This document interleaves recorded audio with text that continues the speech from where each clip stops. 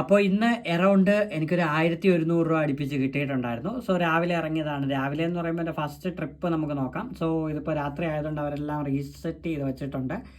4 okay. അപ്പോൾ 4 നമ്മളുടെ first trip എന്ന് പറയുന്നത് 12 മണിക്കാണ് APM. അത് കഴിഞ്ഞ് കുമാർ, പിന്നെ കറിക്കടയിൽ നിന്ന് 198 രൂപ. എൻ്റെ ഹയസ്റ്റ് സിംഗിൾ ഓർഡറാണിത്. അതായത് അറൗണ്ട് 200 രൂപ സിംഗിൾ ഒറ്റ ഓർഡർ. എനിക്ക് മൾട്ടിയൊക്കെ അടിച്ചപ്പോൾ 250 മുകളിൽ പോയിട്ടുണ്ട്. പക്ഷേ സിംഗിൾ അടിച്ചത് ഇത്രയാണ്. അതായത് 12.50 ആ ഒരു ഓർഡർ അടിച്ചത്. അത് കഴിഞ്ഞ് അടുത്ത ഓർഡർ അടിക്കുന്നത് 2:11. അപ്പോൾ നിങ്ങൾക്ക് മനസ്സിലാവും അത്രയും. അതായത് 1 മണിക്കൂറും അടുപ്പിച്ച് കഴിഞ്ഞു. അതായത് കറക്റ്റ് പറയുകയാണെങ്കിൽ 2 മണിക്കൂറായി. കാരണം 1 മണിക്ക് യാത്ര തുടങ്ങിയത് 2 മണിക്ക് നമ്മളവിടെ എത്തി, കൊടുത്തു, അടുത്ത മെക്ഡൊണാൾഡ്സിൽ നിന്ന് കിട്ടി. അത് കഴിഞ്ഞ് ഐശ്വര്യ.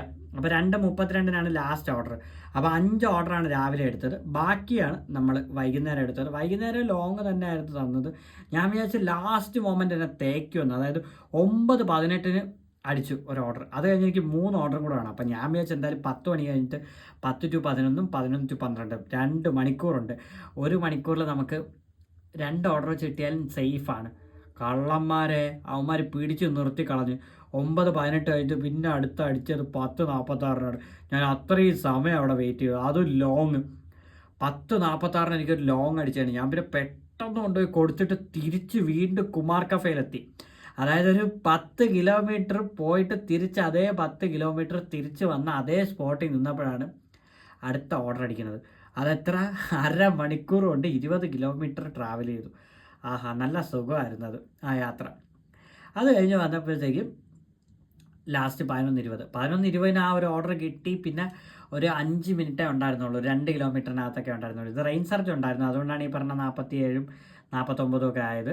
സോ അത് 2 കിട്ടി. ഞാൻ വിചാരിച്ചു വീണ്ടും ഇനി 12 to 1 എടുക്കണമെന്ന്. അങ്ങനെ വിചാരിച്ചിരുന്നപ്പോഴാണ് ഭാഗ്യത്തിന് 12 മണിക്ക് മുമ്പ് തന്നെ എല്ലാം ഓക്കെ ആയത്. അപ്പം ടോട്ടല് 5.5 മണിക്കൂർ നിന്ന് 1111 രൂപ, 13 ട്രിപ്പ്, 10 ജിഗ്. സോ അത്രയും തന്നെയാണ് ഈ ഒരു ശനിയാഴ്ച ഏൺ ചെയ്തത്. വീക്കിലി നോക്കിയാൽ 4214 രൂപ. സോ ഈ ആഴ്ചയിൽ ഞാൻ 2 ദിവസം ലീവ് എടുത്തും കൊണ്ടാണ് ഈ ഒരു എമൗണ്ട് ഉണ്ടാക്കിയത്. സോ അത് നമുക്ക് 31 ഓഫർ ഉള്ളത് കൊണ്ടും 1-ാമത്തെ ഓഫർ ഉള്ളത് കൊണ്ട് മാത്രമാണ് ആ 2 ദിവസം ഈ ഒരു എമൗണ്ട് കയറിയത്. കാരണം 1440 പിന്നെ 668 ഇത് രണ്ടും എനിക്ക് ഈസി ആയിട്ട് കിട്ടിയതാണ്. ഇത് രണ്ടും അത്യാവശ്യം നല്ല രീതിയിൽ കഷ്ടപ്പെട്ടിട്ട് കിട്ടിയതാണ്, ഈ 3ഉം 4ഉം. കാരണം അവരുടെ ആ ഓഫർ തീരുന്നതോടുകൂടി അവർ നമ്മളെ തേപ്പ് തുടങ്ങി. അപ്പോൾ അത് രണ്ടും നല്ല കഷ്ടപ്പെട്ടു. ഇത് ഇഷ്ടപ്പെട്ടു, പെട്ടെന്ന് കിട്ടി. ഇത് രണ്ടും പെട്ടെന്ന് കിട്ടിയതാണ്. ഇനി 30-ാം തീയതി ഇറങ്ങിയില്ല. 30-ാം തീയതി കൂടെ ഇറങ്ങിയിരുന്നെങ്കിൽ 5000 മുകളിൽ പേയ്മെൻ്റ് ആയിരുന്നേ. 2-ാം തീയതി, 30-ാം തീയതി, 5-ാം തീയതി കൂടെ ഇറങ്ങിയിരുന്നെങ്കിൽ എങ്ങനെ പോയാലും ഒരു 7000 രൂപ പേയ്മെൻറ്റ് ഒപ്പിക്കായിരുന്നു. കുഴപ്പമില്ല. എന്തായാലും ഇനി നാളെ ഞായറാഴ്ച ഒന്ന് ഓഡിയോ നോക്കട്ടെ എത്ര പേയ്മെൻറ്റ് കിട്ടുമെന്ന്. സോ അവിടെ ഇൻസെൻറ്റീവ്, ഓർഡർ ഏണിങ്സിൻ്റെ നേരെ പകുതി അടുപ്പിച്ച് വരുന്നുണ്ട് ഇൻസെൻറ്റീവ്.